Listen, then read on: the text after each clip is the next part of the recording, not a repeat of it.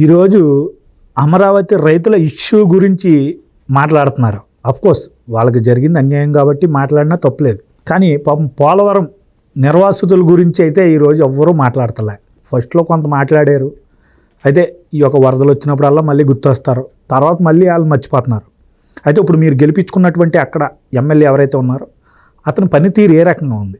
ఆ యొక్క నిర్వాసితులను పట్టించుకుంటున్నాడా, పట్టించుకోవట్లేదా, ఏంటి పరిస్థితి అక్కడ? గత తెలుగుదేశం పార్టీ హయాంలో ఉన్నప్పుడు పోలవరం అనేది ఖచ్చితంగా రాష్ట్రానికి వరం, ముఖ్యంగా నిర్వాసితులు కూడా వరం అండి.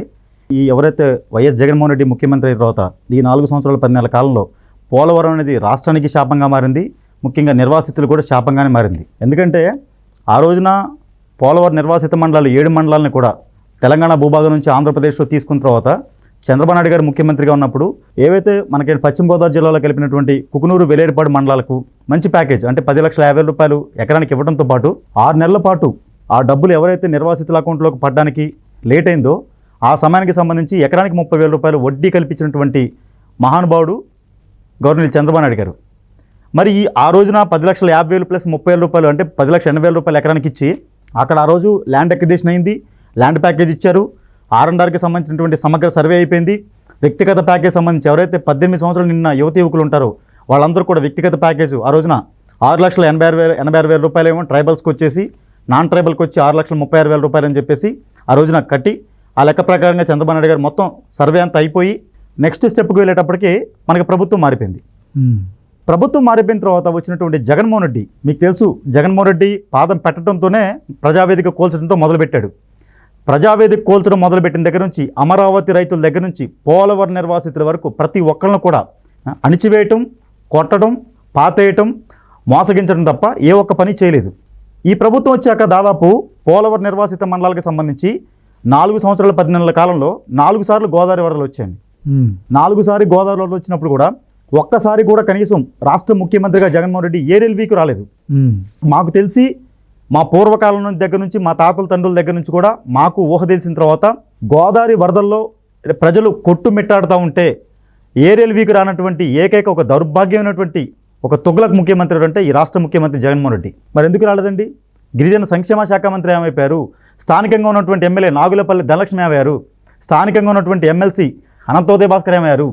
అనంత బాబు గారు మరి అక్కడ ఆయన జైలుకి వెళ్ళి బయటకు వస్తే మీరు అందరూ దండలేసి బాగా రిసీవ్ చేసుకున్నారు కదా, బాగా వైరల్ అయిందిగా. అతను కూడా మరి మీకు ఏం న్యాయం చేయలేదంటారా? అనంతోదయ భాస్కర్ అనే వ్యక్తి తనకి ఒక బినామీగా ఎవరో ఒకరిని ఎమ్మెల్యేగా పెట్టించుకొని ఆ ఎమ్మెల్యేగా గెలిపించుకొని గెలవడానికంటే ముందు ప్రచారంలో తిరిగేటప్పుడు 2017లో జగన్మోహన్ రెడ్డి పాదయాత్రకు వచ్చినప్పుడు వీళ్ళందరినీ ఆ ప్రాంత ప్రజల మొత్తానికి తీసుకువెళ్ళి 2017లో ఒక హామీ ఇప్పించాడండి.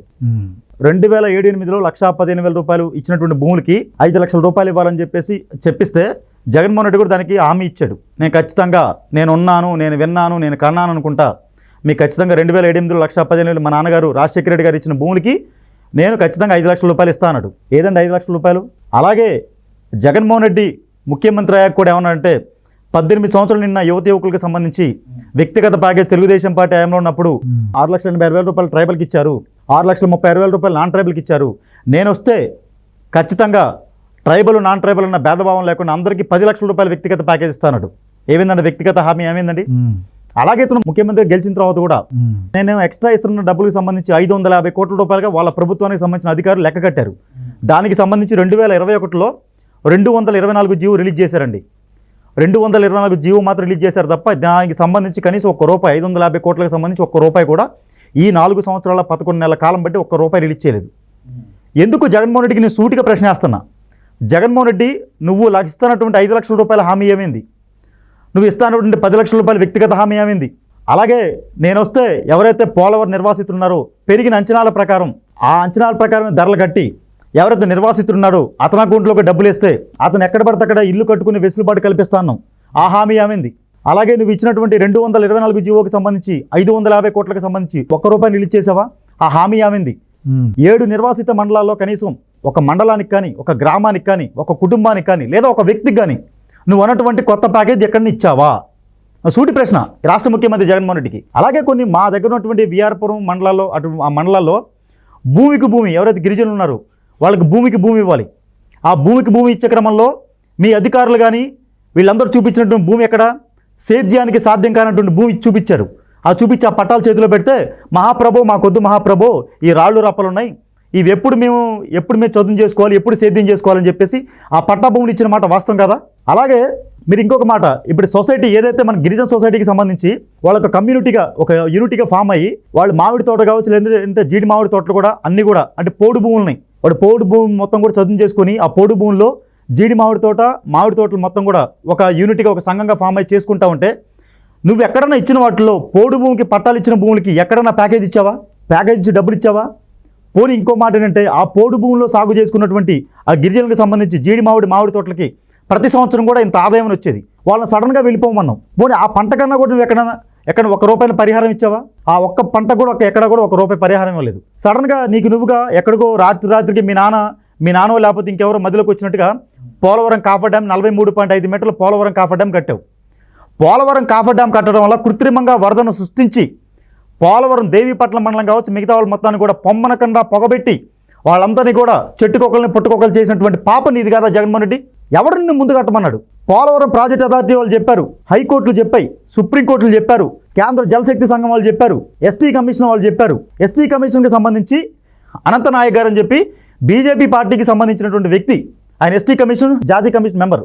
ఆయన వచ్చి పోలవరం నిర్వాసిత మండలాల్లో మొత్తం తిరిగి అక్కడ ఉన్నటువంటి ఆ ప్యాకేజ్ సంబంధించినటువంటి వ్యవహారం కావచ్చు, R&R కాలనీకి సంబంధించిన వ్యవహారం కావచ్చు, లేదంటే పోలవరం ప్రాజెక్టుకి మెయిన్ ప్రాజెక్టుకి సంబంధించి కావచ్చు, కుడి ఎడమ కాలువలకు సంబంధించినటువంటి పనులు మొత్తం చూసి ఎక్కడా కూడా ఆయన సంతృప్తి చెందకుండా మొత్తం జగన్మోహన్ రెడ్డి గారు మీరు 41 కాంటూరు కాదు, 42 కాంటూరు కాదండి, 45.72 మీటర్లు అంటే 150 అడుగుల మేర ఎర్త్కమ్ రాక్ఫిల్ డ్యామ్ మెయిన్ డ్యామ్ కడితే ఎంతమంది నిర్వాసితులు అవుతున్నారో వాళ్ళందరికీ కూడా భూమి ప్యాకేజ్, వ్యక్తిగత ప్యాకేజ్, 2013 భూసేకరణ చట్టం ప్రకారం 23 మౌలిక ప్రాధాన్యత అంశాలతో ఉన్నటువంటి పునరావాస కాలనీలు కట్టించిన తర్వాతే మీరు కాఫర్ డ్యామ్ అని కట్టుకోండి, లేకపోతే ఎర్త్కమ్ రాక్ఫిల్ డ్యామ్ అని కట్టమని చెప్పేసి ప్రతి ఒక్కరు చెప్పిన మాటని ఈ తుగ్లక్ ముఖ్యమంత్రి జగన్మోహన్ రెడ్డి బుట్ట దాఖలు చేసి 43.5 మీటర్ల పోలవరం కాఫర్ డ్యామ్ కట్టి పొమ్మనకండా పొగబెట్టి 7-8 మండలాల ప్రజల మొత్తానికి ముంచేసిన పాపం ఈ వైసీపీ పార్టీది, రాష్ట్ర ముఖ్యమంత్రి జగన్మోహన్ రెడ్డిది. సిగ్గు లేక ఇంకేం చెప్తారండి? అసలు అక్కడ పని జరుగుతుందా అన్నా? ఎక్కడండి? దాదాపు తెలుగుదేశం పార్టీ ఉన్నప్పుడు 72% పనులు జరిగితే ఈ గవర్నమెంట్ వచ్చి 4 సంవత్సరాల 11 నెలల కాలంలో 4% నుంచి 5% మాత్రమే పనులు జరిగాయి. ఎక్కడన్నా ఒక పని పూర్తి చేశారా? ఇంకొక దౌర్భాగ్యం ఏంటంటే చంద్రబాబు నాయుడు గారు ముఖ్యమంత్రిగా ఉన్నప్పుడు 2018లో Guinness book of world record diaphragm wall అంటే అందరూ తెలియాలండి, అందరూ కూడా రాష్ట్ర ప్రజలు తెలియాలి. ఒక చోట డ్యామ్ కడతా ఉంటే ఆ డ్యామ్కి సంబంధించి కింద బేస్ మట్టం అంటే 100 సంవత్సరాల ప్రాజెక్టు జీవితకాలం ఉంటుంది కాబట్టి ఆ 100 సంవత్సరాల గోడ కట్టాలంటే ఆ గోడ కింద ఉన్నటువంటి ఏ ఒక్క నీళ్లు కూడా కిందకి దిగిపోకుండా 100 మీటర్లు అంటే దాదాపు 300 అడుగుల లోతు వరకు కూడా రాయి తగిలేటువంటి సాయిల్ దొరికేంత వరకు కూడా తెలుగుదేశం పార్టీ ఉన్నప్పుడు ఇంజనీర్ల బృందం నవైగా కంపెనీ వాళ్ళు లోపలికి వెళ్ళి అక్కడ నుంచి కాంక్రీట్ చిప్స్ అన్ని కూడా ఫిల్ చేసుకుంటూ వచ్చారు పైకి. దాన్ని డయాఫ్రమ్ వాల్ అంటారు. ఆ డయాఫ్రమ్ వాల్ మీదనే ఇప్పుడు మనం అనుకున్నటువంటి ఎర్త్కమ్ రాక్ఫిల్ డ్యామ్ కట్టాలి. కడితే ఒక్క చుక్క నీరు కూడా కిందకి భూమిలోకి ఇంకిపోకుండా 100 సంవత్సరాలు ఈ రాష్ట్ర ప్రజలందరూ కూడా ఒక జీవనాడిలో ఉండేటువంటి పోలవరం ప్రాజెక్టు మనకి అందుబాటులోకి వచ్చేది. మరి అలాంటి డయాఫ్రమ్ వాల్ని దాదాపు 36 లక్షల క్యూబిక్ మీటర్ల కాంక్రీట్ పోసి Guinness book of world record ఆ రోజునటువంటి జలవనరుల శాఖ మంత్రిగా ఉన్నటువంటి దేవినేని ఉమామహేశ్వరరావు గారు, అప్పుడు రాష్ట్ర ముఖ్యమంత్రిగా ఉన్న చంద్రబాబు నాయుడు గారు అంత ప్రెస్టీజ్గా చేసుకుని మెయిన్ డ్యామ్ వర్క్ కడితే నువ్వు ఆ పైన ఉన్నటువంటి గోడని ఇంతవరకు లేపలేకపోయావు. ఇన్ టైంలో ఉండి ఇంకో విషయం కూడా చెప్పాలి రాష్ట్ర ప్రజలకి. 2019 మేలో వీళ్ళు అధికారంలోకి వచ్చారు. 2019 మేలో వీళ్ళు అధికారంలోకి వస్తే 2020 ఆగస్టు వరకు కూడా, అంటే ఆగస్టులో మాకు గోదావరి వరదలు వచ్చేది ఆగస్టులో వస్తాయండి. 2020 ఆగస్టులో పెద్ద గోదావరి వచ్చింది. అంటే దాదాపు 14-15 నెలల టైం ఉంది గోదావరి రావడానికి. ఈ సమయంలో కనీసం నవైగా ఇంజనీరింగ్ కంపెనీ చేసే పని మొత్తాన్ని కూడా నవైగా కంపెనీ తీసేసి సింగిల్ టెండర్ విధానానికి వెళ్ళిపోయి మెగా కృష్ణారెడ్డికి గంపకొత్తగా మొత్తం అప్పచెప్పేశాడు. 10 నెలల పాటు కనీసం అండి అక్కడ ఒక ఇసుక పోలేదు, ఒక కాంక్రీట్ పోలేదు, ఒక చిప్స్ పోయలేదు, ఏం పోలేదు. దీనికి ఏమైందంటే దానివల్ల ఏమైందంటే 2020లో వచ్చినటువంటి గోదావరి వరద మొత్తం కూడా వెళ్ళిపోయి చంద్రబాబు నాయుడు గారి హయాంలో కట్టినటువంటి డయాఫ్రమ్ వాళ్ళ మీద పడిపోవటం వల్ల, అంటే డయాఫ్రమ్ వాళ్ళకి ముందు ఏం కట్టాలంటే ఎగు కాఫర్ డ్యామ్ కట్టాలండి. ఎగు కాఫర్ డ్యామ్ కడితే ఈ వచ్చే వాటర్ మొత్తం కూడా డయాఫ్రమ్ వాళ్ళ మీద పడకుండా ఆపేస్తుంది.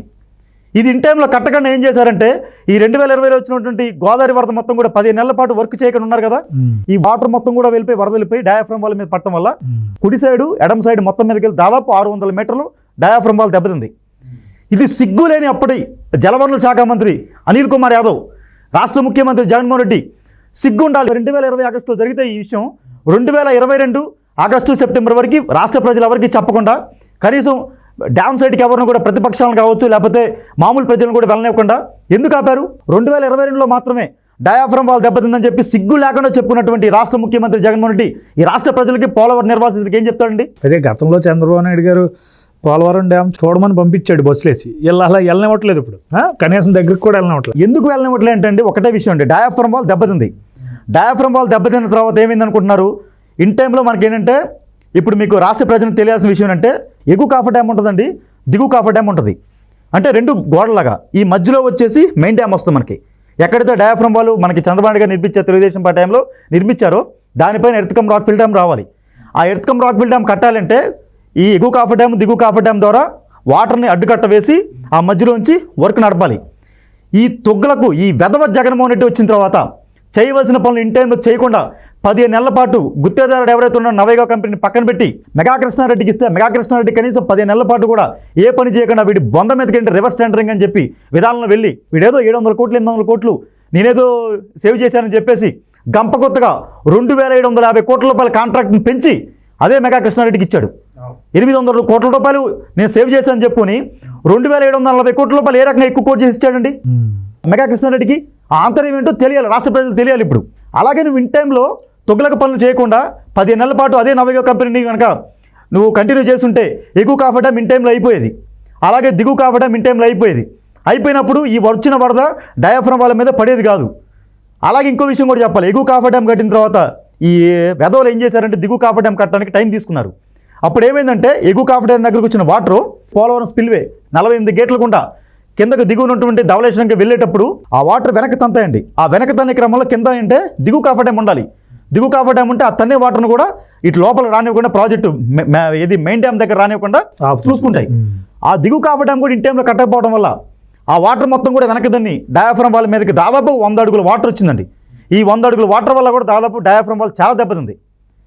ఆ దెబ్బతిన్న డయాఫ్రమ్ వాళ్ళకి సంబంధించి కూడా ఇప్పుడు కూడా ఏమంటున్నారు, కేంద్ర ప్రభుత్వానికి సంబంధించిన సాంకేతిక నిపుణుల బృందం వచ్చి కొత్తగా డయాఫ్రమ్ వాల్ కట్టాలా లేదా పాత డయాఫ్రమ్ వాళ్ళని అంటే మరమ్మతులు చేయాలా సందిగ్ధ పరిస్థితిలో ఉంది.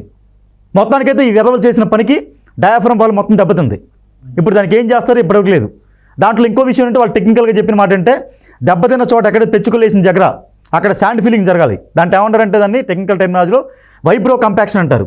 ఆ వైబ్రో కంపాక్షన్ టెక్నాలజీ ద్వారా శాండ్ ఫిల్లింగ్ జరగాలి. ఎక్కడన్నా ఇసుక ఫిల్లింగ్ జరుగుతుందండి? ఇసుక ఫిల్లింగ్ అయిపోయింది, మేము మరమ్మతులు చేసామని చెప్పేసి ఇప్పుడున్నటి ఆంబోతు రాంబాబు ఎవరైతే ఉన్నాడో గంట రాంబాబు చెప్పగలరా? ఈ రాంబాబుకి అసలు ఇప్పుడున్న ఆంబోతు రాంబాబు కనీసం డయాఫ్రమ్ వాల్ అంటే తెలీదు, స్పిల్వే అంటే తెలీదు, స్పిల్ ఛానల్ అంటే తెలీదు, అప్ స్ట్రీమ్ కాఫర్ డ్యామ్ అంటే తెలీదు, డౌన్ స్ట్రీమ్ కాఫర్ డ్యామ్ అంటే తెలీదు, రివర్స్ లూయిస్ గేట్లు అంటే తెలీదు. మరి ఏం తెలుసండి వీళ్ళకి? గంట తప్ప. ఈ విధంగా ప్రాజెక్ట్ని పాతేసే క్రమం చేస్తున్నారు. అలాగే మీకు ఇంకో విషయం కూడా చెప్పాలి, వీళ్ళు ఎప్పుడైతే పోలవరం ఎగువ కాఫర్ డ్యామ్ని ఎప్పుడైతే ఇప్పుడు మామూలుగా స్టార్ట్ చేసి 43.5 మీటర్లు కట్టారో దాని లైఫ్ స్పాన్ వచ్చి 5 సంవత్సరాలే. 5 సంవత్సరాల్లో ఎప్పుడైతే మెయిన్ డ్యాము ఈసీఆర్ఎఫ్ డ్యామ్ కట్టి ఈ పాటికి జాతికి అంకితం చేయాలి, వాటర్ మొత్తం స్టోరేజ్ చేయాలి, ఇదంతా తీసేయాల్సిందే. కానీ ఈ తుగ్లక్ జగన్మోహన్ రెడ్డి నిర్లక్ష్యం వల్ల కేంద్ర ప్రభుత్వం దగ్గరికి వెళ్ళినప్పుడు కూడా ఇతను కేసుల గురించి అక్రమాల గురించి వాళ్ళ బాబాయ్ గొడ్డలపోటు గురించి అవినాష్ రెడ్డి గురించి తప్ప పోలవరం ప్రాజెక్టు గురించి కానీ పోలవరం నిర్వాసితుల గురించి పట్టించుకున్నట్లయితే ఇవాళ ఈ పరిస్థితి వచ్చేది కాదు. ఇవాళ ఎగువ కాఫర్ డ్యాము లైఫ్ స్పాన్ కూడా జీవితకాలం కూడా అయిపోయింది. అయిపోవడం ఏమవుతుందంటే ఆ వరద వచ్చే తాకిడికి సీఫేజ్ లీక్లు అవుతున్నాయండి.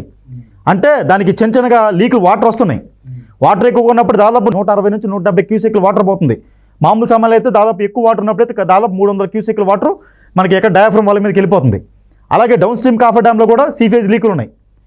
మరి ఈ వెధవలు చేసిన పనికి ఇంకో విషయం ఏంటంటే ముఖ్యంగా గైడ్ బండ్ అంటే స్పిల్ ఛానల్కి సంబంధించి ఆయపట్టుగా గైడ్ బండ్ ఉంటుందండి. స్పిల్ ఛానల్కి చక్కగా స్ట్రాంగ్గా బేస్ మటన్ లాగా ఆ గైడ్ బండ్ కూడా కుంగిపోయింది. ఎందుకు కుంగింది? గైడ్ బండ్కి సంబంధించిన వర్క్ కూడా ఇన్ టైంలో వర్క్ పూర్తి చేయలేపారు. ఇక్కడే ఎగువ కాఫర్ డ్యామ్ దిగువ కాఫర్ డ్యామ్ నుంచి సీఫేజ్ లీకులు వస్తున్నాయి. అక్కడ డయాఫ్రమ్ వాల్ దెబ్బతింది, ఇక్కడ స్పిల్వేకి సంబంధించి అంటే గైడ్ బండ్ దెబ్బతింది. పోలవరం ప్రాజెక్టులో ఏది వీళ్ళు వచ్చిన తర్వాత ఈ 4 సంవత్సరాల 11 నెలల కాలంలో పోలవరం నిర్వాసితులను నాశనం చేశారు, ప్రాజెక్టుని నాశనం చేశారు సుబ్బు గారు. ఇంతకంటే దౌర్భాగ్యం ఏమన్నా రాష్ట్ర ప్రభుత్వానికి ఉంటుందా? 16 జాతీయ ప్రాజెక్టులు ఉంటే ది బెస్ట్ ఇంప్లిమెంటేషన్ అవార్డు దీనికి వచ్చింది, పోలవరం ప్రాజెక్టుకి వచ్చింది. ఎందుకు వచ్చింది? ఆ రోజు ఉన్నటువంటి ముఖ్యమంత్రిగా చంద్రబాబు నాయుడు గారు, ఆ రోజు మంత్రిగా ఉన్నటువంటి జలవనరుల శాఖ మంత్రిగా ఉన్నటువంటి దేవినేని ఉమామహేశ్వరరావు గారు కొన్ని వేల లక్షల డాక్యుమెంట్ పెట్టి ఆ రోజున ఎవరైతే పోలవరం ప్రాజెక్ట్ అథారిటీకి సంబంధించి వాళ్ళకి సబ్మిట్ చేసి వాళ్ళని యాక్సెప్టెన్సీ తీసుకొని తర్వాత కేంద్ర జలశక్తి సంఘం దగ్గర యాక్సెప్టెన్సీ తీసుకొని తర్వాత టెక్నికల్ అడ్వైజరీ బోర్డు సాంకేతిక నిపుణుల బృందం దగ్గర కూడా ఎందుకు ఇంత అవుతుందంటే దానికి మొత్తం సంబంధించి డాక్యుమెంట్ సబ్మిట్ చేసి చివరికి ఫైనాన్స్ కమిటీ దగ్గరికి వచ్చినప్పుడు ఫైనాన్స్ కమిటీ కూడా ఆమోదం తెలిపే టైంలో అప్పుడు ప్రధాన ప్రతిపక్ష నేతగా ఉన్నప్పుడు ఈ జగన్మోహన్ రెడ్డి ఏటుకు ఉన్నటువంటి ఎవరైతే విజయసాయిరెడ్డి రాజ్యసభలో వీళ్ళిద్దరు కూడా తప్పుడు లేఖలు రాసి 55,548 కోట్ల రూపాయల డిపిఆర్ని తెలుగుదేశం పార్టీ మీకు ఇస్తుంది, 55,548 కోట్ల రూపాయల డిపిఆర్ అసలు అవసరం లేదు, 20,000 కోట్లకే పోలవరం ప్రాజెక్టు ఇరిగేషన్ కంపోనెంట్ మొత్తం కూడా పోలవరం ప్రాజెక్ట్ అయిపోతుందని చెప్పి మిగతా 35,000 కోట్లు 33,000 కోట్లు కూడా చంద్రబాబు నాయుడు గారి జేబుల్లోకి లోకేష్ గారి జేబుల్లోకి వెళ్ళిపోతుందని చెప్పి తప్పుడు లేఖలు రాసి విష ప్రచారం చేసి ఆ డబ్బులు R&R ప్యాకేజ్ వచ్చే డబ్బులు రానికని చేశారు. దానివల్ల ఎవరు నష్టపోయారండి? రాష్ట్రం నష్టపోయింది, పోలవరం నిర్వాసితులు నష్టపోయాం మేము. ఆ రోజున అదే R&R ప్యాకేజ్ ఫైనాన్స్ కమిటీ దగ్గర వస్తే మా పోలవరం నిర్వాసితులు మొత్తం కూడా ప్యాకేజ్ వచ్చి మేము ఆనందంగా ఆ ప్రాంతం నుంచి వెళ్ళిపోతే వాళ్ళు మొత్తం కూడా పూర్తి ప్రాజెక్ట్ సాగులోకి వచ్చేది కదా. ఇవాళ ఎందుకు ప్రాజెక్టు అంటే బహుళార్థ సాధక ప్రాజెక్ట్ని ఎందుకు బ్యారేజీగా మార్చారు మీరు? ఎవరి ప్రయోజనాల కోసం? అంటే ఆ రోజున మీకు దోస్తుగా ఉన్నటువంటి పక్క రాష్ట్ర ముఖ్యమంత్రి కేసీఆర్ ప్రయోజనాల కోసమా? జగన్మోహన్ రెడ్డికి సిగ్గు ఉండాలండి. జగన్మోహన్ రెడ్డి మంత్రిమండలికి సిగ్గు ఉండాలి. ఎందుకంటే జగన్మోహన్ రెడ్డి చెప్పలేని విషయాలను కూడా ఇక్కడ పక్క రాష్ట్రంలో ఉన్నటువంటి కేసీఆర్ అసెంబ్లీలో చెప్తాడు. ఏం కాదా మనకి 45 మీటర్లు కట్టరు పోలవరంని, ఆ పోలవరం ప్రాజెక్ట్ 45 మీటర్లు కట్టరు, కుదించుకొని 41 మీటర్ కట్టుకుంటారని చెప్తారు. 41 మీటర్ కట్టుకుంటే దానివల్ల ఏంటంటే ఇతను ఏదో తెలంగాణ భూభాగంలో ఉన్నటువంటి కొన్ని ఏమన్నంటే గ్రామాలు మునిగిపోతాయి, మండలాలు మునిగిపోతాయని చెప్పేసి ఇతను చెప్పిన వెంటనే ఇక్కడ కేసీఆర్ చెప్పిన స్టేట్మెంట్కి ఇంకో వారం రోజుల తర్వాత అక్కడ జగన్మోహన్ రెడ్డి చెప్తాడు, ఫస్ట్ నేను మొట్టమొదటి కాంటూరు 41.15 కాంటూరు వరకే నేను కట్టి జాతికి అంకితం చేస్తానంటాడు. అంటే రాష్ట్రానికి ముఖ్యమంత్రి జగన్మోహన్ రెడ్డా కేసీఆర్ అండి? రాష్ట్ర ప్రజలు తెలియాలి ఇవన్నీ కూడా. 45.72 మీటర్లు 150 అడుగుల మేర ఎర్త్కమ్ రాక్ఫిల్ డ్యామ్ కడితే కుడి ఎడమ కాలువల ద్వారా గ్రావిటీ ద్వారా ఎటువంటి మోటార్లు ఏమీ లేకుండా కూడా గ్రావిటీ ద్వారా మన ఆంధ్రప్రదేశ్ ఉన్నటువంటి 13 జిల్లాల ఆంధ్రప్రదేశ్కి మొత్తాన్ని కూడా తాగునీరుకి పారిశ్రామిక అవసరాలకు ఎటువంటి ఇబ్బంది లేకుండా కుడి ఎడమ కాలువల ద్వారా వెళ్ళిపోతాయండి. అలాగే మనకి 960 మెగావాట్ల క్వాలిటీ జల విద్యుత్ ఉత్పత్తి అతి తక్కువ ఖర్చుతో మనకి ఉత్పత్తి అవుద్ది. అలాగే మనకి కుడి ఎడమ కాలువల ద్వారా 330 టీఎంసీలు 350 టీఎంసీలు పైగా మనం కుడి ఎడమ కాలువల ద్వారా రాష్ట్రం మొత్తంలో కూడా చెక్ డ్యాములకి చిన్న రిజర్వాయర్కి చెరువులకి అన్నిటికీ నీళ్లు పంపించుకోవచ్చు. తద్వారా గ్రౌండ్ వాటర్ పెరిగి ఆంధ్ర వాతావరణంలో రాయలసీమలో కూడా 3 పంటలు పండుతాయండి. అదొకటే కాకుండా టూరిజం కావచ్చు, లేదా మత్స్య సంపద కావచ్చు. మనకి పోలవరం ప్రాజెక్టు పూర్తి స్థాయిలోకి రావాలంటే 194 ఎఫ్ఆర్ ఫుల్ రిజర్వాయర్ లెవెల్ వచ్చేసి 194 టీఎంసీలు, అంటే దాదాపుగా 500 పైగా టీఎంసీలు నీటిని ఒడిసి పట్టుకునేటువంటి ఒక అపర భగీరథ ప్రయత్నం ఆ రోజున చంద్రబాబు నాయుడు గారు చేస్తే ఈ తుగ్లక్ జగన్మోహన్ రెడ్డి బహుళార్థ సాధక ప్రాజెక్ట్ని బ్యారేజ్లా మార్చాడు. అయితే ఇప్పుడు ఈ పోలవరాన్ని గాలికి పెట్టేశారు, అర్థమైపోయింది. మరి మొన్నటిదాకా పట్టిసీమను కూడా సరిగ్గా పనిచేయనివ్వలేదు. ఏదో మొన్న తప్పక కరువు వచ్చింది కదా, ఇప్పుడు నాకు తెలిసి దేశం అంతా ఇప్పుడు కరువు రన్ అవుతుంది. రైతులకి సరిగ్గా వర్షాలు పడకపోవడం, వాటర్ కూడా సరిగ్గా. ఇప్పుడు మళ్ళీ దాన్ని ఇంకా తప్పక మనసు చంపుకుని చంద్రబాబు నాయుడు కట్టించిన ఏదైతే ఉంది కదా పట్టిసీమ, దాన్ని రన్ చేసాడని టాక్ వచ్చింది. ఇప్పుడు అది పట్టిసీమ రన్ అవుతుందా? అలా అది రన్ అవుతుంది, దాని స్టేటస్ ఏంటి? అలా మీరు మంచి ప్రశ్న వేశారండి. ఇదే ప్రధాన ప్రతిపక్ష నేతగా ఉన్నప్పుడు పట్టిసీమని 6 నెలల్లో కట్టి జాతికి అంకితం చేసిన ఘనత చంద్రబాబు నాయుడు గారి, దేవినమ్మ గారిది. అదే అండి, ఈ పట్టిసీమ పోలవరం కంప్లీట్ అయ్యే లోపు వాటర్ మొత్తం ఏదైతే రైతాంగం ఉంటుందో రైతాంగానికి ఇచ్చే ప్రాసెస్లో భాగంగా కట్టారు, అంతేగా.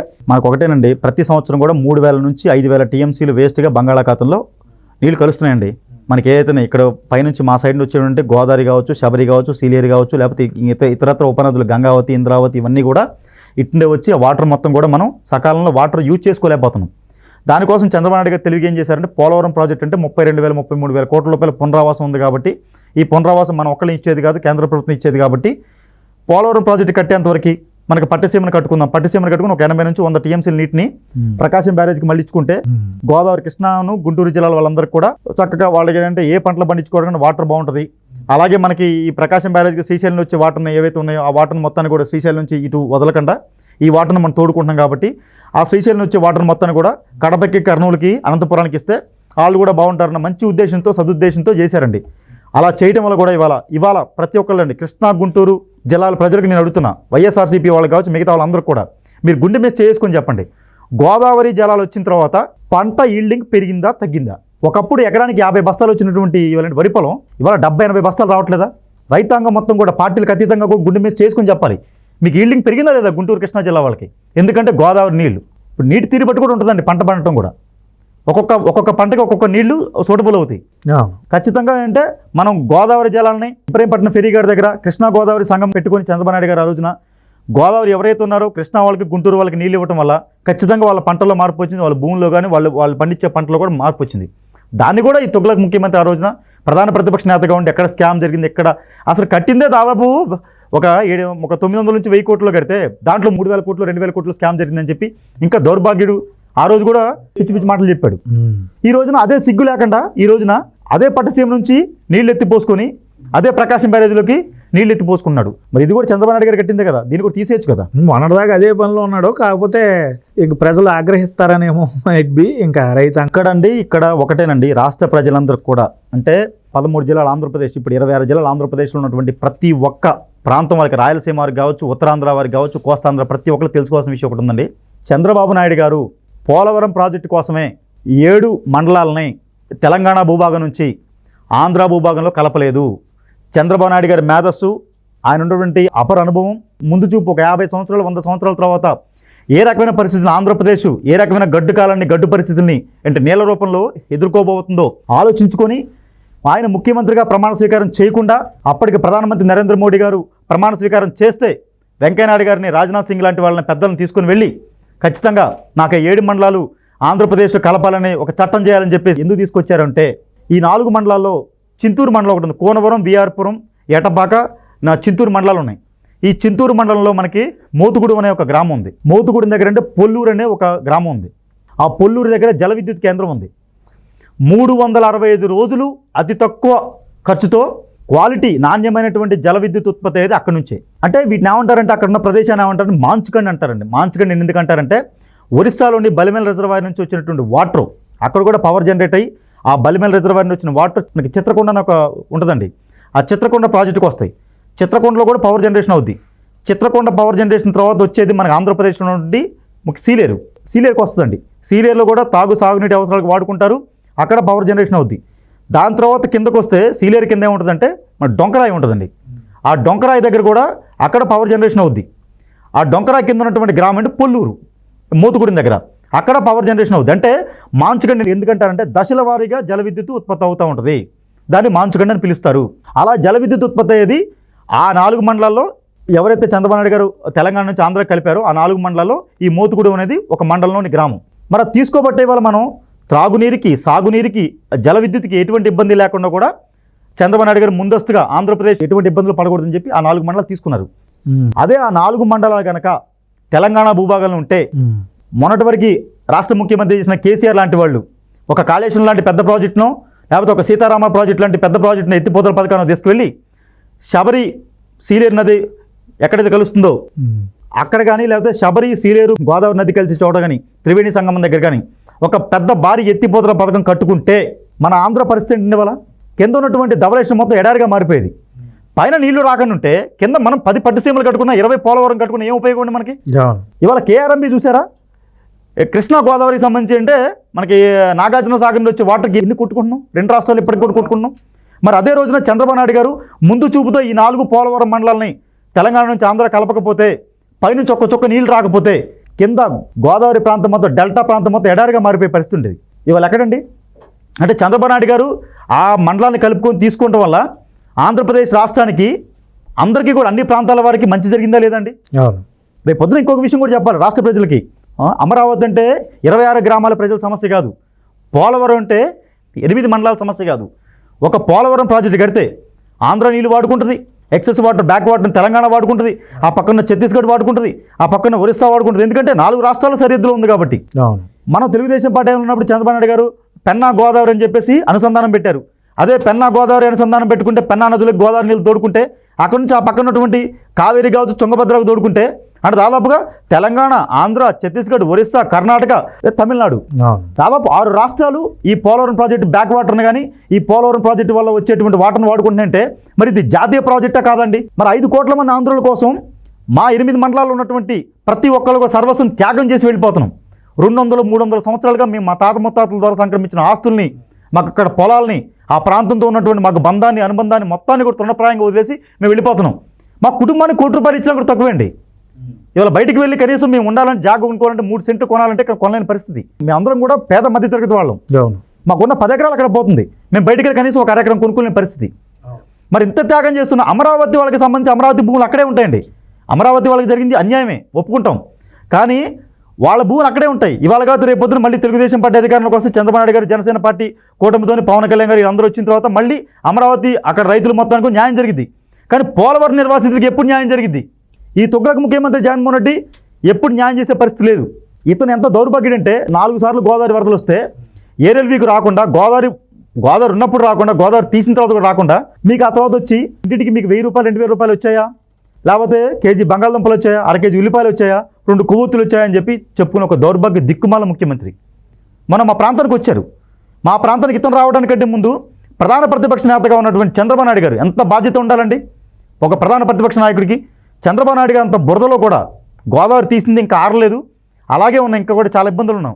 అంత దాంట్లో కూడా చంద్రబాబు నాయుడు గారు మా ప్రాంతాలకు టూర్ పెట్టుకొని ఏవైతే గడ్డిలు కూలిపోయిన ఇల్లు ఉంటే వాళ్ళకి అక్కడ స్పాట్లో డబ్బులు ఆర్థిక సాయం అందించారు. అంతేకాకుండా చంద్రబాబు నాయుడు గారు పిలిపించారండి. ప్రాంతాలకు అతీతంగా 175 నియోజకవర్గాలు ఉన్నటువంటి తెలుగుదేశం పార్టీకి సంబంధించిన ఇన్ఛార్జీలందరూ కూడా, నాయకులందరూ కూడా ఈ పోలవరం నిర్వాసిత మండలాల్లో చాలా నష్టం జరిగింది, మీరు మీ వంతు సాయం చేయమంటే 175 నియోజకవర్గాల నుంచి కూడా మేము గర్వంగా చెప్పుకుంటున్నాం. 175 నియోజకవర్గాల నుంచి తెలుగుదేశం పార్టీకి సంబంధించి ఒక చంద్రబాబు నాయుడు గారి పిలుపు మేరకు ప్రతి ఒక్కటి వచ్చాయండి. మాకు బియ్యం వచ్చాయి, పప్పులు వచ్చాయి, బిస్కెట్లు వచ్చాయి, దుప్పట్లు వచ్చాయి, బట్టలు వచ్చాయి, ప్రతి ఒక్కటి వచ్చాయి. కానీ ఒక్క వైఎస్ఆర్సీపీకి సంబంధించిన లోకల్ ఎమ్మెల్యే కానీ, ఎమ్మెల్సీ కానీ, లేకపోతే మంత్రి కానీ, ఒక్క నాయకుడన్నా బయట ఎవడన్నా పట్టుకొచ్చి ఒక టాబ్లెట్ ముక్క కానీ, ఒక బ్రెడ్ ముక్క కానీ ఇచ్చారండి? చెప్పాలి, గుండె మీద చేసుకొని చెప్పాలి ఒక్క వైఎస్ఆర్సీపీకి సంబంధించిన వాళ్ళు. ఇంకో విషయం అంటే చంద్రబాబు నాయుడు గారు వెళ్ళిపోయిన తర్వాత జగన్మోహన్ రెడ్డి పెట్టుకున్నాడండి పర్యటన. అతను ఎప్పుడు పరదాల పర్యటనే కదా, ఎవ్వరిని రానివ్వరు. ముందస్తుగా వాళ్ళ పార్టీకి సంబంధించినటువంటి సర్పంచులు, ఎంపీటీసీలు, ఎంపీపీలు, వాళ్ళ పార్టీకి సంబంధించిన నాయకులు మొత్తాన్ని కూడా ఒక పాసులు ఇచ్చి ఆ పాసుల ద్వారా వాళ్ళే మాట్లాడాలి. అబ్బబ్బబ్బబ్బ మీరు చాలా బాగుందండి, చాలా బాగా చేశారండి, కలెక్టర్ గారు బాగా చేశారు, లోకల్ ఎమ్మెల్యే గారు, ఎమ్మెల్సీ గారు బాగా చేశారని చెప్పి ఇక పొగడటానికే పెట్టుకున్న సభ తప్ప పోలవరం నిర్వాసితులకు సంబంధించి ఏం లేదు. జగన్మోహన్ రెడ్డి కూడా ఏమంటాడు ముఖ్యమంత్రి, 2000 రూపాయలు వచ్చాయా, అరకేజీ ఉల్లిపాయలు వచ్చాయా, కేజీ బంగాళదుంపలు వచ్చాయా, 2 కొవ్వొత్తులు వచ్చి అడుగుతున్నాడు. సిగ్గుండాలి జగన్మోహన్ రెడ్డికి. గోదావరి శబరి ప్రాంతంలో ఉన్నటువంటి ప్రాంతం మాది. గోదావరి శబరి పొంగితే ఆ ఒండ్రు మట్టిని కడుక్కోవడానికి ఒక్కొక్క ఇంటికండి సుబ్బు గారు 3000 రూపాయల నుంచి 50,000 రూపాయల ఇళ్ళు కూడా ఉన్నాయి. నువ్వు ఇచ్చే 2000 రూపాయలు ఏ పాటికండి? ఏ పాటికి 2000 రూపాయలు? కొన్ని కోట్ల రూపాయలు నష్టం జరిగితే కనీసం బంగారం పోయేడికి బంగారం పోయింది, పంట పోయేడికి పంట పోయింది, కిరాణా సామాన్లు పోయాయి, బట్టలు పోయాయి, సర్వస్వం కోల్పోయి ఉన్నారండి. జీరో స్థాయికి దిగబడిపోయిన వాళ్ళు చాలామంది ఉన్నారు. ముఖ్యంగా కోనవరం, వీఆర్పురం హెడ్ క్వార్టర్లు చాలా తీవ్రమైన నష్టం ఉంది. కర్మ ఏంటంటే రాష్ట్ర ప్రజానికం, రాష్ట్ర యువత ఇప్పుడు ఇక్కడ తెలంగాణలో ఈ కాళేశ్వరం ప్రాజెక్ట్ కృంగిపోయింది. అసలు ఎంత పెద్ద వైఫల్యం అది. చాలా. మన పోలవరంలో కూడా ఈరోజు కృంగిపోయింది. అది ఎంత పెద్ద విషయం. ఎంత డబ్బు దుర్వినియోగం. పోనీ డబ్బు దుర్వినియోగం పక్కన పెడితే ఒక హౌస్ మనం కట్టుకుంటున్నప్పుడు మధ్యలో ఏమైనా కృంగిందనుకో అసలు మనకి సాటిస్ఫాక్షన్ ఉంటుందా? ఉండదు. అలాంటి ప్రాజెక్టులు ఈరోజు ఇలా అవుతున్నా సరే ఎవరూ పట్టించుకోవట్లేదు యువత ముఖ్యంగా. అంటే ఇది బాధ్యత అనేది లేదు ఈరోజు యువతలో కూడా. సో యువత కూడా ఆలోచించాలి, మీ సమస్యలను తెలుసుకోవాలి, రేపు రాబోయే నాయకులు కూడా మీ సమస్యలు తీర్చాలని మనస్ఫూర్తిగా కోరుకుంటూ. ఇంకొక మాట అండి, ఇప్పుడు ఈ ప్రభుత్వాలకు కూడా అంటే సూటి ప్రశ్న అంటే ఒక లైడార్ సర్వే అని చెప్పేసి మానవరైతే విమానం చేత 2 కోట్ల రూపాయలు ఖర్చు పెట్టి ఒక లైడార్ సర్వే చేయించారండి పోలవరం దానికోసం అని చెప్పేసి. లైడార్ సర్వే చేపిస్తే ఇంతవరకు ఆ లైడార్ సర్వేకి సంబంధించి పూర్తి రిపోర్ట్ ఇంతవరకు పెట్టలేదు. ఇంతకుముందు 4 మండలాలు కోనవరం, వీఆర్పురం, చింతూరు, ఎటపాక మండలాలు 21 గ్రామాలు సబ్మెర్జి గ్రామాల కింద పెడితే ఇప్పుడు 6-7 గ్రామాలు పెంచి ఒక 30 గ్రామాలకు 40 గ్రామాలు పెట్టారు. కానీ 4 మండలాల్లో వీళ్ళు ఏమంటారంటే జగన్మోహన్ రెడ్డి 41 కాంటూరుకే ఎర్తుకం రాక్ఫిల్ డ్యామ్ కట్టినా, ఏ కాంటూరు కట్టుకుని ఎంత తగ్గించి కట్టినా కూడా 8 నిర్వాసిత మండలాలు కూడా ఖచ్చితంగా అక్కడ అడ్డుకట్టుంటే 8 మండలాలు కూడా మునిగిపోతాయి. మాకు ఇప్పుడు కూడా మా కోనవరం దగ్గర అండి శబరి గోదావరి సంగమం ప్రాంతం దగ్గర శబరి గోదావరి స్టాండ్ అయి ఉంది వాటర్. ఇప్పుడు ఈ నెలలో ఇప్పుడే ఇలాగుంటే జూన్ నెలలో పరిస్థితి ఏంటండి? ఒక్క వర్షం పడితే మా పరిస్థితి ఏంటండి? అంటే ఇంతకుముందు మాకు ఆగస్టులో, సెప్టెంబర్లో వచ్చే గోదావరి వరదలు ఇప్పుడు జూన్ నెల నుంచి దాదాపు అక్టోబర్ నెల వరకు కూడా ఏ పంట వేసుకోకుండా, ఏ పంట కనీసం, ఎందుకంటే చేలన్నీ మునిగిపోయి ఉంటున్నాయి. చిన్న చినుకు పడితే మొత్తం చేలన్నీ మునిగిపోయి ఇళ్ల వరకు గోదావరి వస్తుంది. ఆ పరిస్థితి ఏంటి? మేమేమంటున్నాండి రాష్ట్ర ప్రభుత్వాన్ని, ఈ చాతకంతనం వల్ల నువ్వు కాఫర్ డ్యామ్ కట్టడం వల్ల ఈ పరిస్థితి వచ్చింది. మేమేమంటున్నావు, నువ్వు మెయిన్ డ్యామ్ కట్టేంత వరకైనా కనీసం 3 నెలలు 4 నెలల వరకు ప్రతి గ్రామానికి కూడా తాత్కాలిక పునరావాస కేంద్రాలు ఏర్పాటు చేయ జగన్మోహన్ రెడ్డి అని చెప్తున్నాం. ఓ పక్కన ప్రజలకి న్యాయం జరగట్లే, ప్రాజెక్టుకి న్యాయం చేయట్లే. ఇక్కడ కనీసం ప్రాజెక్ట్ పూర్తి చేసి ఏదో ప్రజలకు అన్యాయం జరిగిందంటే వాళ్ళకి ఎప్పుడోకప్పుడు న్యాయం చేయొచ్చు. కానీ ఓ పక్కన ఇక్కడ ప్రాజెక్టు పండబెట్టేశారు, మరో పక్క నుండి మీ ప్రజలకు కూడా ఇక్కడ చాలా ఇబ్బందికర వాతావరణం అండి. ఇన్ని ఓట్లతో గెలిపించినటువంటి నాగులపల్లి ధనలక్ష్మి అనంతోదయ భాస్కర్ అనే అతనికి ఒక బినామీ. కనీసం ఆవిడ స్వతంత్రంగా ఏ పని చేసే పని లేదు. ఇకపోతే స్థానిక సంస్థల కోటాలు అంటే సర్పంచ్లు ఎంపీటీసీలు ఓట్లు వేస్తే ఎమ్మెల్సీగా గెలిచినటువంటి వ్యక్తి అనంత ఉదయ్ భాస్కర్. అనంత ఉదయ్ భాస్కర్ అనే వ్యక్తి రంపచోడవరం నియోజకవర్గాన్ని ఒక ఏజెన్సీ ప్రాంతాన్ని, అది కనపడడానికి ఒక ఏజెన్సీ ప్రాంతం అండి, దాంట్లో దాదాపుగా గంజాయి స్మగ్లింగ్లో కావచ్చు, లేకపోతే కలపలో కావచ్చు, లేకపోతే బ్లాక్ స్టోన్ కావచ్చు, లేకపోతే 100 ఎకరాలకి సంబంధించి ఏంటంటే చేపల చెరువులు ఏంటంటే రొయ్యల చెరువులు వేసుకోవడంలో కావచ్చు, డీఫామ్ పట్టాలకి సంబంధించి వాలంటీర్లకు సంబంధించి పట్టాల స్కామ్ కావచ్చు, పోలవరం నిర్వాసితులకు సంబంధించి ఇంకో వేరే వాళ్ళకి అకౌంట్లో పడే డబ్బులకు సంబంధించి స్కామ్ కావచ్చు, ఇలా ప్రతి స్కాములు చేసుకుంటూ రంపచోడవరం నియోజకవర్గం అనేది నాది, ఇక నేనే దానికి ప్రధానమంత్రి, నేనే రాష్ట్రపతి, నేనే ముఖ్యమంత్రి అన్న హోదా వెళ్ళిపోతున్నాడు. వెళ్ళిపోవడమే కాకుండా ఒక అమాయక దళిత యువకుడు వీధి సుబ్రహ్మణ్యం తన దగ్గర ఎవరు డ్రైవర్గా చేస్తున్నాడు, ఆ డ్రైవర్గా చేసి వీధి సుబ్రహ్మణ్యాన్ని అతి కిరాతకంగా చంపి పోలీసుల ఆధ్వర్యంలో, మీడియా ఆధ్వర్యంలో నేనే చంపానని చెప్పి ఒప్పుకొని 6 నెలల పాటు జైలు జీవితం గడిపొచ్చి ఇవాళ కండిషన్ బెయిల్ మీద సిగ్గు లేకుండా ప్రతి ఒక్క గ్రామంలో తిరుగుతున్నాడు. అసలు ఏ రకంగా తిరుగుతున్నాడు? అనంతోదయ భాస్కర్కి సిగ్గు ఉండాలి కనీసం. నీ ప్రస్థానం స్టార్ట్ అయింది అక్కడ. అసలు నువ్వు ఇప్పుడు ఏ స్టేజ్లో ఉన్నావు? నువ్వు ఎన్ని కోట్ల రూపాయలు, ఎన్ని 100 కోట్ల రూపాయలు స్కామ్ చేసావు.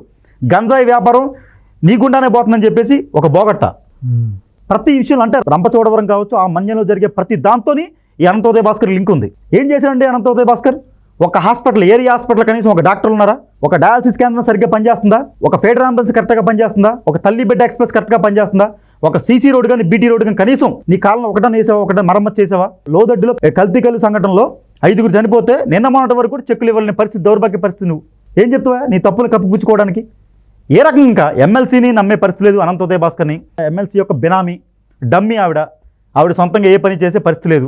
మాకు పోలవరం నిర్వాసితులకు సంబంధించి జగన్మోహన్ రెడ్డి హామీ ఇచ్చాడు, అనంతోదయ భాస్కర్ కూడా హామీ ఇచ్చాడు. నేను ఖచ్చితంగా పోలవరం నిర్వాసితులకు అందరికీ ప్యాకేజ్ ఇప్పించి మీ ముందుకు వస్తాను. సిగ్గు లేకుండా ఆ హామీని మర్చిపోయి 4 సంవత్సరాల 11 నెలల కాలం, ఇంకొక 15 రోజులు 20 రోజులు పోతే ఎలక్షన్ నోటిఫికేషన్ కూడా వచ్చే పరిస్థితుంది. ఈ సిగ్గులో ఏమంటారు తెలుసా అండి?